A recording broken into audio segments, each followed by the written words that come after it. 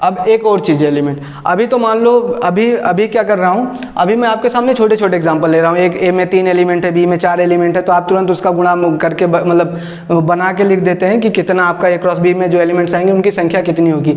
लेकिन कभी ऐसा हो जाए कि ए में 15 हो और बी में 40 हो, अब आपसे पूछा जाए कि ए क्रॉस बी में कितने एलिमेंट्स होंगे, तब आप तो ये तो बैठेंगे नहीं कि 15 से 40 का एक बार 1 से 40 का बनेगा, फिर दूसरे से 40 का, फिर तीसरे से 40 का। तो आपके पास कोई ना कोई एक फार्मूला टाइप का होना चाहिए जिससे आप तुरंत कैलकुलेट करके बता पाएँ कि आपका आंसर क्या आएगा। समझ में आ गई बात? तो मैं क्या करता हूँ, आपको उसका एक फार्मूला बनाने की कोशिश करता हूँ, ठीक है। तो जब कोई आपसे पूछे कि जो आपका ए क्रॉस बी है, ठीक है, ए क्रॉस बी जो है अगली प्रॉपर्टी आपकी कितनी हो गई थी, 1 2, ये तीसरी नंबर की है। कोई आपसे पूछे कि ए क्रॉस बी जो है इसमें जो n जब किसी ये ए क्रॉस बी एक सेट होता है, उसके आगे अगर n लगा दें तो आप अवयवों की पूछ रहा है, ए क्रॉस बी जो एक समुच्चय बनेगा उसके अवयवों की संख्या कितनी है, ये अगर आपसे कोई पूछे तो आप इसका आंसर कैसे हम देंगे, ठीक है। तो इसके लिए आपको फार्मूला याद रखेंगे कि n ए क्रॉस बी जो होगा वो बराबर हो जाएगा NA गुणे NB। इसका मतलब क्या हो जाएगा कि n ए क्रॉस बी के जो अवयवों की संख्या होगी वो a के अवयवों की संख्या गुणे b के अवयवों की संख्या के क्या हो जाएगी, बराबर हो जाएगी। और आप जो हमने पहले 2-3 एग्जांपल किए थे उसमें मैंने आपको बताया भी था, एक में शायद हमारा 6 अवयव आया था और एक में 9 आया था। जिसमें 9 आया था उसमें a और b दोनों सेट में 3-3 अवयव थे, तो 3 और 3 का गुणा कर दो तो कितने आ जाते, a क्रॉस b में 9 उसमें आया था। एक जो हमने दूसरा लिया था उसमें शायद a में 3 अवयव थे और b में 2 अवयव थे, तो 3 और 2 का गुणा करोगे तो फिर कितना आ जाएगा, 6 आ जाएगा। समझ में आ गई बात? तो जब कभी भी कोई पूछे ए क्रॉस बी में अवयवों की संख्या, तो आप क्या करेंगे, ए के अवयवों की संख्या गुणे बी के अवयवों की संख्या कर देंगे, वही आपका क्या हो जाएगा, आंसर हो जाएगा। और आपको कुछ नहीं करना है, ठीक है। एग्जांपल के थ्रू आपको समझाने की कोशिश करता हूं मैं। जैसे क्वेश्चन आपसे किसी ने पूछा कि ए में 12 अवयव हैं, बताया नहीं क्या क्या है, ठीक है, और आपका एक समुच्चय बी है, समुच्चय बी में मान लेते हैं 10 अवयव हैं।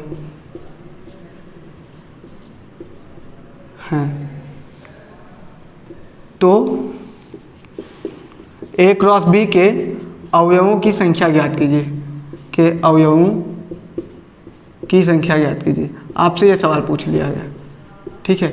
तो आप क्या करेंगे, तो आपको क्या करना है, आपका 2.1 में इस प्रकार के क्वेश्चन मिल भी जाएंगे, आप उनको आसानी से कर पाएंगे। अच्छा ये ना लिखे, मुझे यहाँ पे भी क्या लिखना चाहिए, समुच्चय ए में 12 अवयव हैं, समुच्चय बी में 10 अवयव हैं, तो ए क्रॉस बी के अवयवों की संख्या ज्ञात कीजिए, ठीक है। तो बस मुझे कुछ नहीं पता, मुझे दे रखा है कि NA की वैल्यू कितनी दे रखी है, NA की वैल्यू दे रखी है 12 और NB की वैल्यू दे रखी है मेरे को कितना, 10। और मुझसे क्या पूछा है, NA क्रॉस बी, कि ए क्रॉस बी में कितने अवयव हैं। तो NA क्रॉस बी बराबर क्या हो जाएगा, NA इंटू NB।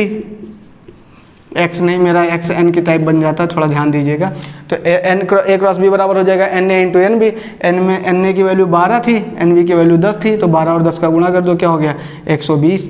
तो जो NA क्रॉस बी यानी ए क्रॉस बी में जो अवयव आए आपके वो कितने आ जाएंगे, 120 आ जाएंगे। ये एकदम सिंपल सा क्वेश्चन है, आपको इसमें कोई दिक्कत होने वाली नहीं चाहिए, ठीक है। तो ये आपका हो गया। तो हमने इसमें क्या पढ़ा कि ए क्रॉस बी जो होता है वो एज यूजुअल मतलब यूजुअली बी क्रॉस ए के बराबर नहीं होता, एक केस में बराबर हो जाता है, कब, जब आपका ए और बी दोनों आपस में क्या हो जाए, बराबर हो जाए। दूसरा हमने क्या देखा कि ए क्रॉस बी जो है, अगर कोई पूछे कि ए क्रॉस बी में अवयव कितने होंगे, तो ए में जितने अवयव होंगे और बी में जितने अवयव होंगे दोनों का अगर आप गुणा कर देंगे तो आपको ए क्रॉस बी के अवयवों की संख्या मिल जाएगी और आपको कुछ भी नहीं करना है। समझ में आ गई बात? ये हो गई। एक और इम्पॉर्टेंट बात मैं आपको बता देता हूँ, ठीक है, कि जब आप किसी समुच्चय का जिसमें एक रिक्त मतलब आप एक अरिक्त और एक रिक्त समुच्चय का जब क्रॉस प्रोडक्ट करेंगे यानी कार्तीय गुणन करेंगे तो आपको आंसर में क्या मिलेगा, ठीक है। तो ये चौथी प्रॉपर्टी समझ कर लिख के आप नोट कर सकते हैं कि जैसे मान लेते हैं कि आपके पास कोई एक सेट ए है,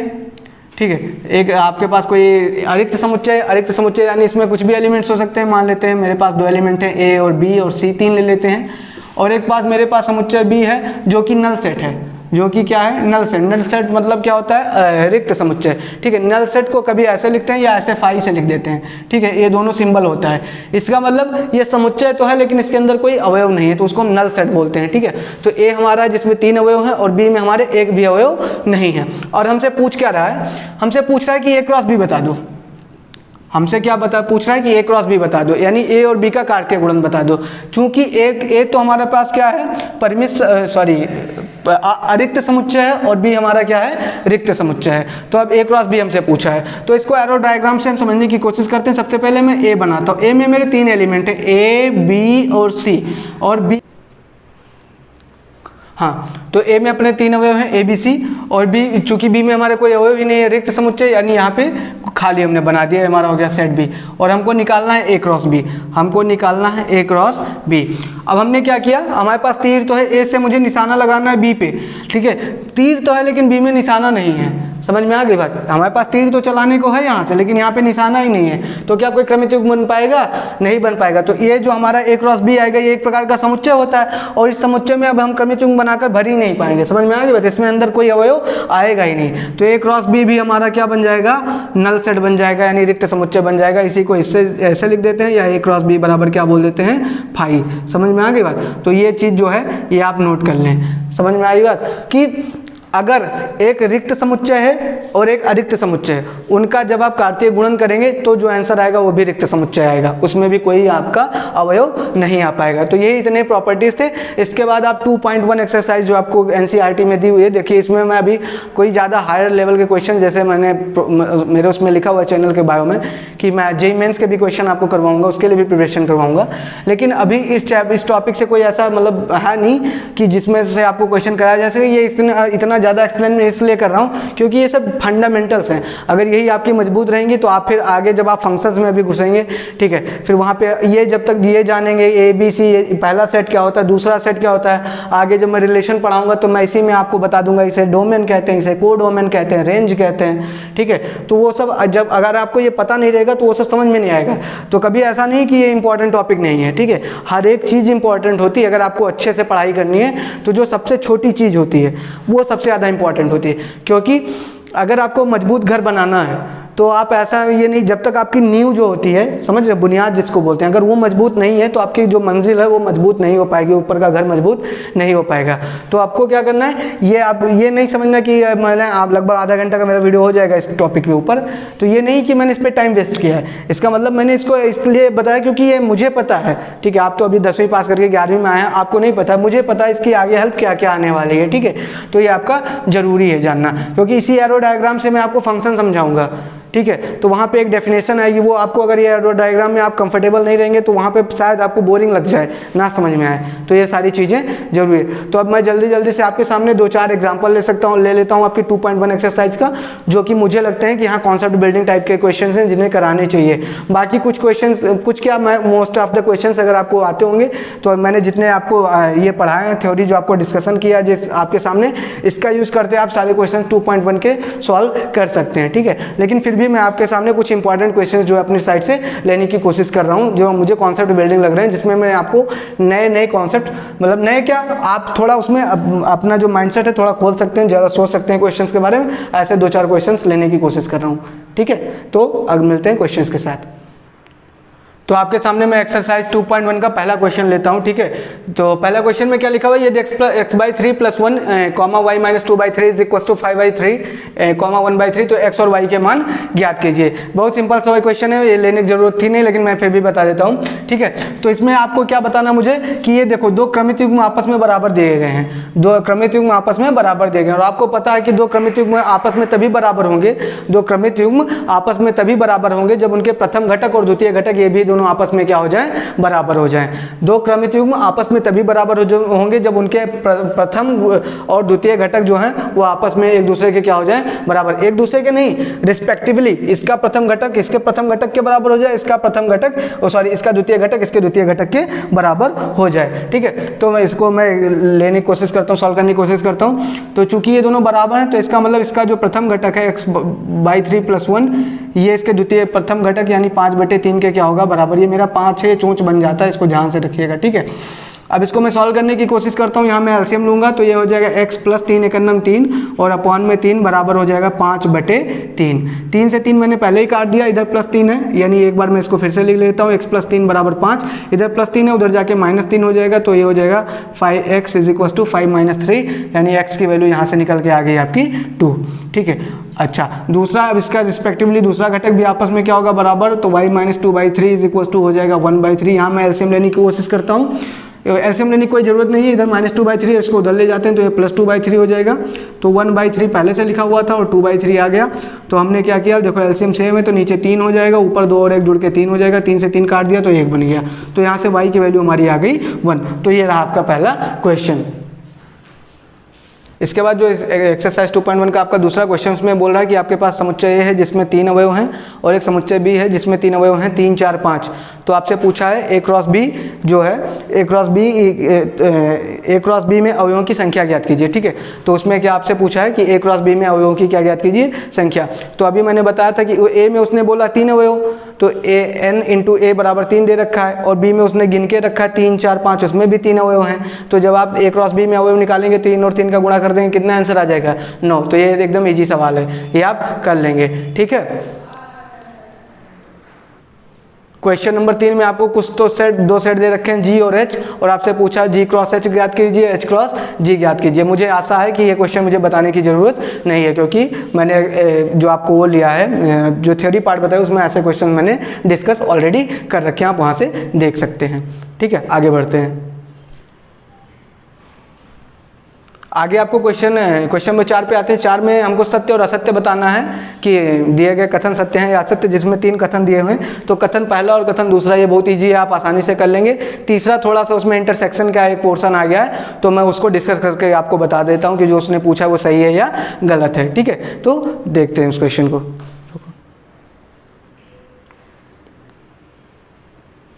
तो अगला क्वेश्चन 4 का थर्ड पार्ट, जैसा मैंने बताया, ये इसको मैं डिस्कस कर देता हूँ आपके सामने। इसमें बोला कि आपको एक सेट ए दे रखा है, 1 और 2 है जिसमें अवयव, और बी है जिसमें 3 और 4 है। तो आपको ए क्रॉस बी इंटरसेक्शन फाई निकालना है। ठीक है, ए क्रॉस बी इंटरसेक्शन फाई निकालना है और बताना है कि क्या ये फाई के बराबर आएगा, ये जो लिखा हुआ है ये बात सत्य है या असत्य है। तो इसको मैं सॉल्व करता हूँ। सबसे पहले मैं लिखता हूँ ए क्रॉस बी इंटरसेक्शन फाई। ठीक है, इसको मैं लेता हूँ और सबसे पहले बी इंटरसेक्शन फाई को सॉल्व करने की कोशिश करता हूँ। इसको सॉल्व करता हूँ तो सबसे पहले मैं बी इंटरसेक्शन फाई निकालने की कोशिश करता हूँ। बी यहाँ पे मुझे दे रखा है, ये मेरा सेट है 3 और 4। ठीक है, और इंटरसेक्शन और फाई का मतलब क्या हो जाएगा अपना, ऐसा सेट जो खाली होगा। ठीक है, इन दोनों में इंटरसेक्शन निकाला। इंटरसेक्शन का मतलब होता है जैसे आपके पास 2 सेट हों। ठीक है, अब चूंकि मैंने अभी समुच्चय आपको इंटरसेक्शन और ये पढ़ाया नहीं, तो मैं आपको बता देता हूँ। जैसे आपके पास 2 सेट हों तो दोनों सेट में जो कॉमन वैल्यू आएगी वो उनका इंटरसेक्शन कहलाएगी। इसको हम वेन डायग्राम से बनाते हैं कि दो, मतलब पहले एक तो बड़ा सा वो बनाते हैं यूनिवर्सल, उसके बाद फिर उसके अंदर सर्कल। चलो इतना छोड़ो, तुम केवल ऐसे समझो। जैसे मान लेते हैं अपने पास एक है 1, 2, 3 और एक सेट बी है 3, 4, 5, और आपसे कोई पूछे ए इंटरसेक्शन बी निकालो, तो आप ए इंटरसेक्शन बी एक समुच्चय होगा। वो कैसा समुच्चय होगा, इन दोनों में जो कॉमन हो, ए और बी में जो कॉमन हो। तो ए और बी में केवल 3 यहाँ दिखा, 3 यहाँ दिखा, यही कॉमन है ना, तो ये हो गया हमारा ए इंटरसेक्शन बी। दोनों सेट्स में जो कॉमन वैल्यूज होती हैं वो इंटरसेक्शन में आती हैं, और जब यूनियन लेते हैं तो सारी वैल्यूज को हम काउंट कर लेते हैं। ठीक है, तो ये हमारा हो गया ए इंटरसेक्शन बी में क्या आ जाएगा 3। तो ये देखो 3 और 4, और ये तो फाई है, ये इसको ये अलग से पोर्शन है। ए देखो हम बी इंटरसेक्शन फाई निकाल रहे हैं, बी की वैल्यू 3, 4 है, मतलब एक बी एक सेट है जिसमें 3 और 4 दो अवयव हैं, और इसका इंटरसेक्शन कर रहे हैं हम नल सेट के साथ।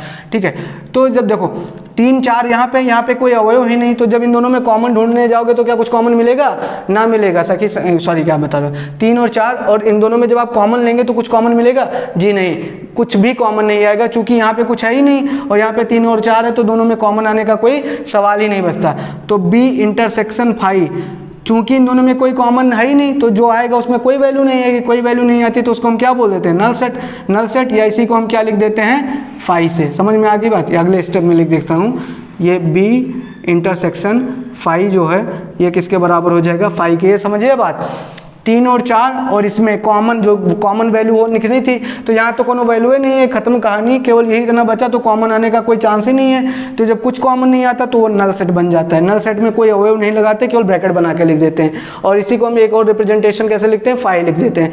यानी बी इंटरसेक्शन फाई की वैल्यू किसके बराबर आ गई, फाई की। अब यहाँ से एक आप बात आप नोट रखेंगे कि जब आपके पास कोई भी समुच्चय हो, जब आपके पास कोई भी समुच्चय हो और आप उसका रिक्त समुच्चय के साथ इंटरसेक्शन लें, ठीक है, जब आपके पास कोई समुच्चय हो और आप उसका रिक्त समुच्चय के साथ नल सेट के साथ इंटरसेक्शन लें, तो उसकी जो वैल्यू आएगी वो हमेशा फाई के बराबर आएगी, हमेशा। इसमें कोई डाउट वाली बात नहीं रखनी चाहिए आपको दिमाग में। आपके पास एक सेट है बी और एक सेट है फाई, यानी आपके पास जब कोई एक समुच्चय होगा परिमित वाला, सॉरी परिमित क्या मतलब अरिक्त समुच्चय हो, और एक आपके पास रिक्त समुच्चय, उन दोनों का जब आप इंटरसेक्शन लेंगे तो जो आपका वैल्यू आएगा वो हमेशा से एक रिक्त समुच्चय ही आएगा, फाई ही आएगा। समझ में आ गई बात? तो इससे हम ये भी सीख सकते हैं, इसलिए क्वेश्चन को मैंने लिया है। तो बी इंटरसेक्शन फाई की वैल्यू फाई आ गई। अब हम अपने आते हैं मेन क्वेश्चन में। क्वेश्चन वाले ने हमसे पूछा था ए क्रॉस बी इंटरसेक्शन फाई, इसकी वैल्यू निकालनी थी मुझे, तो ए क्रॉस तो हो गया और बी इंटरसेक्शन फाई की वैल्यू मैं यहाँ से फाई रख सकता हूँ। तो ए इंटू फाई, अभी मैंने आपको प्रॉपर्टी बताई थी पीछे, थोड़ी देर वीडियो को आप पीछे करके जाएंगे तो वहाँ मिलेगा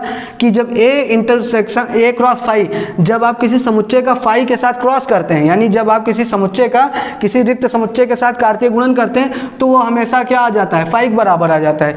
यानी ए क्रॉस बी इंटरसेक्शन फाई हमारा फाई के बराबर आ गया। यानी ये जो सवाल वाले ने बोला था ये एकदम कथन सत्य है। समझ में आ गई बात? तो यहाँ पे हमने दो प्रॉपर्टी यूज की, एक तो ये कि किसी भी समुच्चय का जब आप रिक्त समुच्चय के साथ इंटरसेक्शन लेते हैं तो वो जो आंसर आता है वो हमेशा आपका रिक्त समुच्चय आता है। और दूसरी चीज कि जब आप किसी समुच्चय ए का क्रॉस प्रोडक्ट करेंगे, यानी कार्टेशियन प्रोडक्ट करेंगे किसके साथ, किसी रिक्त समुच्चय के साथ, तो जो भी आंसर आएगा वो हमेशा आपका क्या आएगा, रिक्त समुच्चय आएगा। तो आगे बढ़ते हैं, ठीक है, नोट कर लीजिए।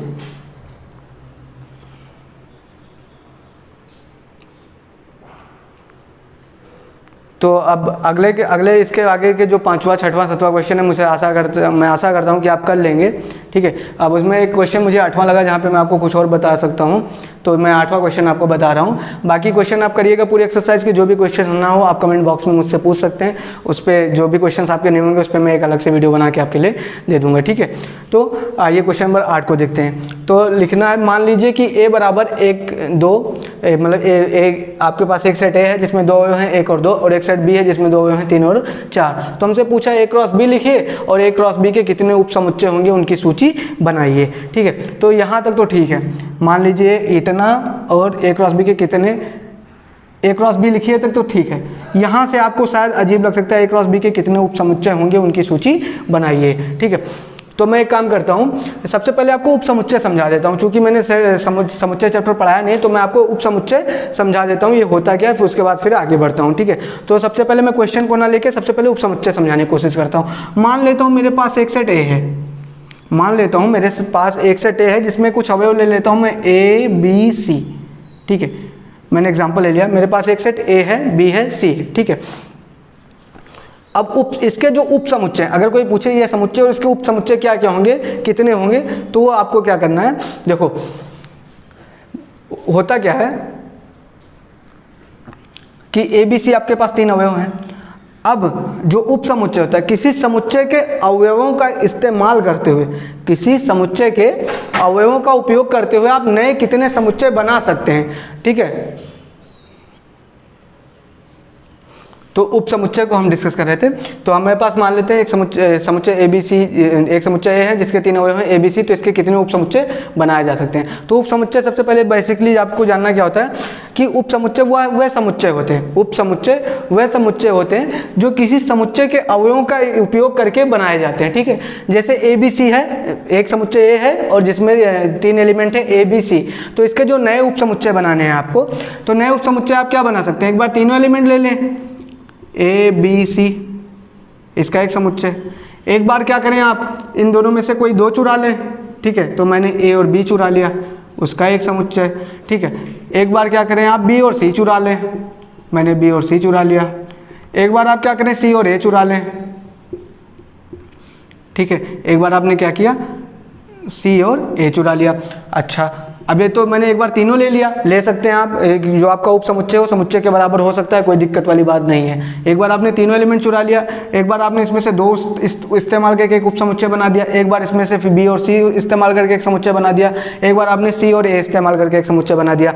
अब क्या कर सकते हैं आप, अब आप एक ही ले लें इसमें दोनों में से। मैंने केवल ए को लेके बना दिया, कोई बात नहीं भाई, एक मैंने बी को लेके बना दिया और एक मैंने सी को लेके बना दिया। तो ये जो नीचे मैंने इस समुच्चय के अवयवों का इस्तेमाल करते हुए जितने मैंने नीचे के समुच्चय बनाए हैं, ये सारे समुच्चय जो नीचे वाले हैं ये ए के उप समुच्चय कहलाएंगे। समझ में आ गई बात। जो मैंने नीचे जितने भी समुच्चय बनाए, इस समुच्चय के अवयवों का उपयोग करते हुए मैंने नीचे जितने समुच्चय बनाए, ये सारे समुच्चय हैं तो समुच्चय, लेकिन इनका नाम क्या बन जाएगा, उप समुच्चय, चूंकि ये किसी समुच्चय के अवयवों से मिलकर बने हैं। समझ में आई बात। तो ये हो गया। अब इसमें देखते हैं गिनते कितने उप समुच्चय बने। तो कितने बने इसके, 1 2 3 4 5 6 7 समुच्चय बने। ठीक है, लेकिन 7 नहीं 8 बनेगा, एक और समुच्चय बनेगा।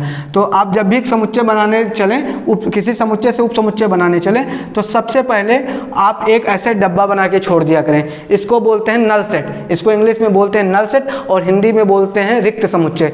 तो जो रिक्त समुच्चय होता है सभी समुच्चयों का उप समुच्चय होता है। समझ में आ गई बात। ज़्यादा समुच्चय में कंफ्यूजन तो नहीं हो रही।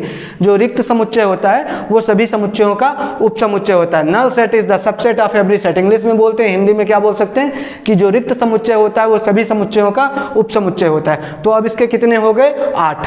इसके कितने हो जाएंगे, 1 2 3 4 5 6 7 8। तो वह समुच्चय जिसमें 3 अवयव थे उसके कितने उप समुच्चय बने, 8। तो ये 8 ये कोई मतलब जबरदस्ती बनाया नहीं, ये नहीं दोबारा 7 बनेंगे, 8 ही बनेंगे। इसका एक फार्मूला होता है। फार्मूला क्या होता है कि किसी भी समुच्चय के, ये मान लो मेरा समुच्चय ए है और ए में मान लेते हैं, एक मेरा समुच्चय ए है और ए में n अवयव हैं। ए में कितने n अवयव हैं, n। तो इसके उप समुच्चयों की जो संख्या होगी, इसके जो उप समुच्चयों की संख्या होगी, ठीक है, उप समुच्चयों की जो संख्या होगी ये 2 की पावर n होगी, 2 की पावर n। तो यहाँ पे मैं इसको इसी क्वेश्चन पे फार्मूला अप्लाई करने की कोशिश करता हूँ। ये 2 की पावर, और इस वाला जो हमारा ए था इसमें अवयवों की संख्या कितनी थी, 1 2 3। तो 2 की पावर 3 करेंगे तो कितना आंसर हो जाएगा, 2 दूनी 4 दूनी 8।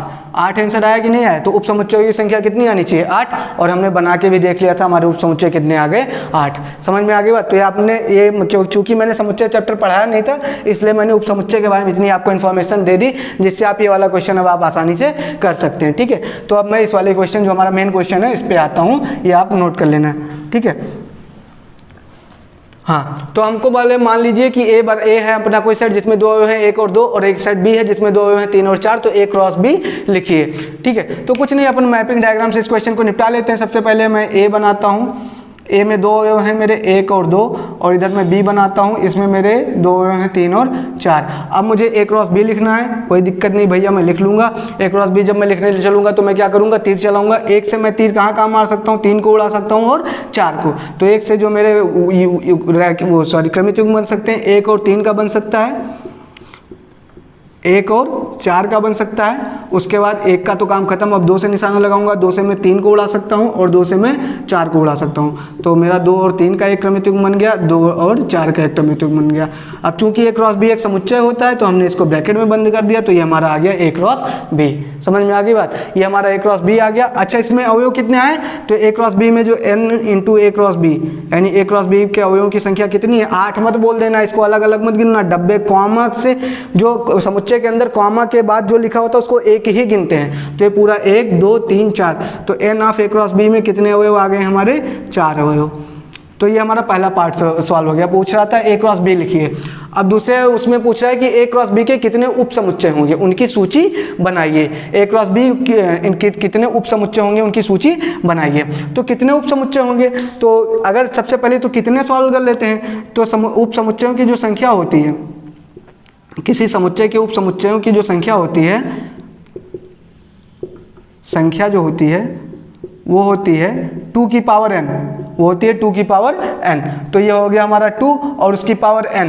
n क्या होता है, समुच्चय के अवयवों की संख्या। तो समुच्चय में अवयव कितने थे, 1 2 3 4, तो 2 की पावर 4, यानी ये हो जाएगा 16। तो इसके कितने उप समुच्चय बन जाएंगे, 16। समझ में आ गई बात, इसके उप समुच्चयों की संख्या बन जाएगी हमारे 16। अब इसका अगला पार्ट क्या, उनकी सूची बनाइए। तो ये काम मैं आपको सौंपता हूँ, आप इसके 16 उप समुच्चय बनाएंगे और मुझे कमेंट बॉक्स में बताएंगे कि आपसे बने या नहीं बने। नहीं बने तो मैं आपको अगले वीडियो में ये बना के दिखा दूंगा इसके 16 लघु समुच्चय आप कैसे बनाएंगे।